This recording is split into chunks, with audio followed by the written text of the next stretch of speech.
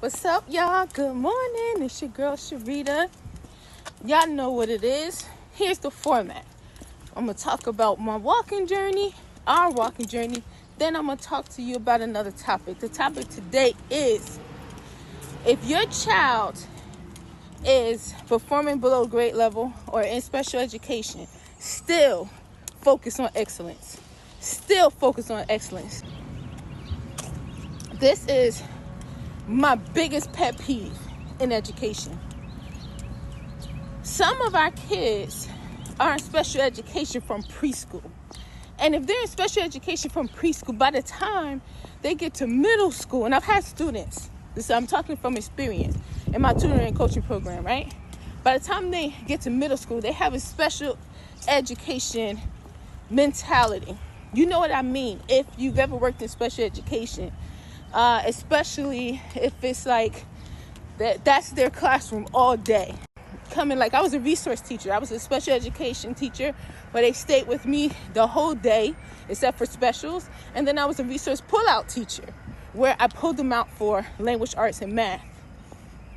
For kids who are in special education classrooms from when they are in preschool, when they get older, they develop a special education mentality. The way that they think, the way that they move, the way they always wait for help, the way they always think they can't do it, the behaviors they develop along the way, the behaviors they think are acceptable, and the excuses they live by, you understand what I'm saying? Keeps them, not only does it keep them at the same level, they become stagnant and they start to regress. So I've worked with students where I can tell in communicating with them, the way that they look, their affect, the way that they communicate is all because they have been maintained their whole lives.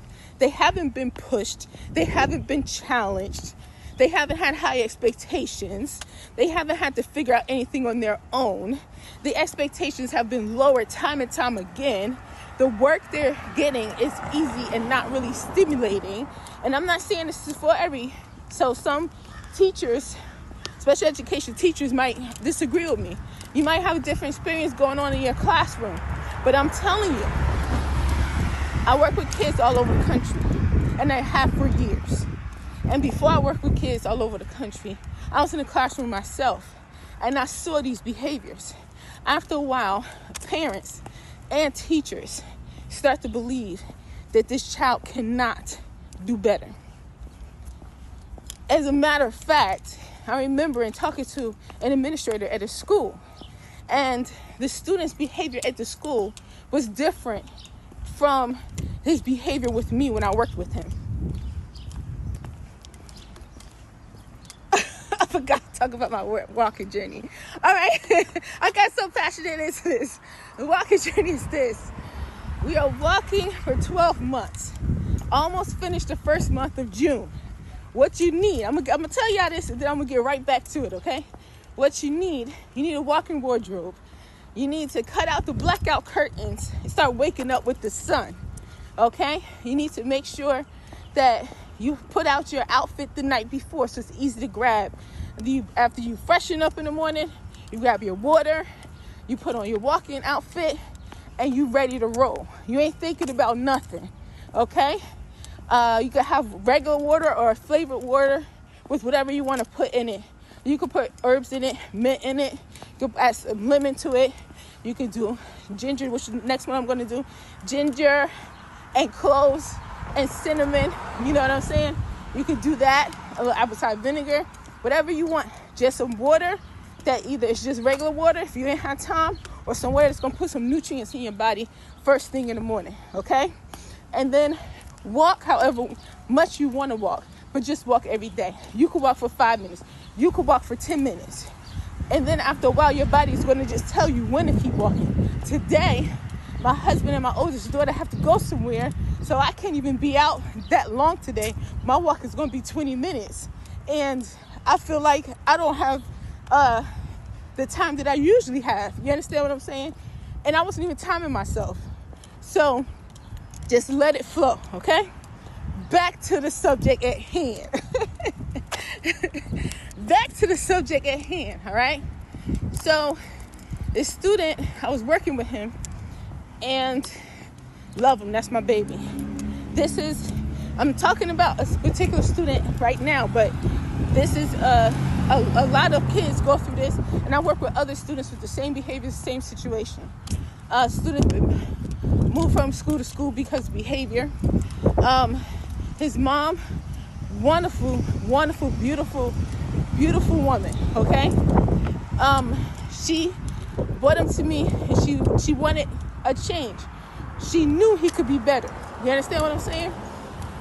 Now, when I started working with him, I worked through the laptop. For those of y'all who think that your child would never focus if they work with somebody virtually, I get that all the time.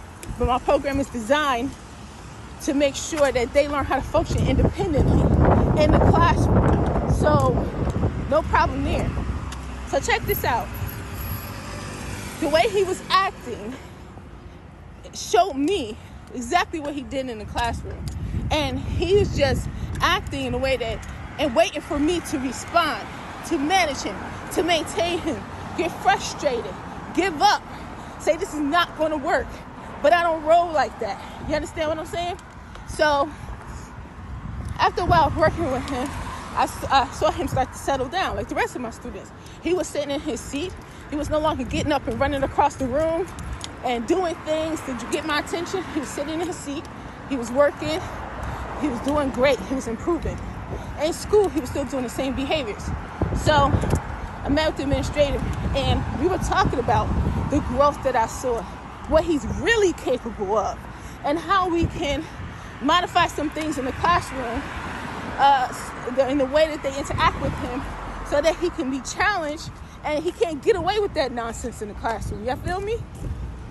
The administrator said to me, she just interrupted everything, was like, I've known this student since I forget if she said preschool or elementary school.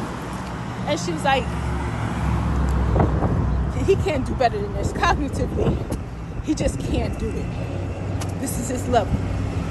And I just stopped. I just froze, and I just looked at her, and I had to close my mouth. Y'all, you understand. Y'all been through situations, somebody say something to hit you the wrong way, and you got to just close your mouth. Because if you don't, right, it burns me up, because I never believe that. Wherever we are in our lives, and with our kids too, it's temporary. It's not their real lives. It's not who he's supposed to be. You feel me? It's not who he's supposed to be. It's not what he's supposed to be doing. Let me get over here because it's so noisy. It's not what he's supposed to, this not his potential. This is just what's been going on all this time. You understand what I'm saying? So I just went back to the rest of the conversation and focused on my plan, because I don't have time for people who give up easily and then just look at our kids like they can't do better.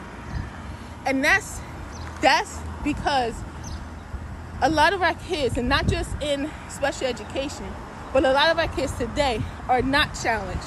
They're not challenged. And whatever they give us, that's what we think they are. And then we focus on their diagnosis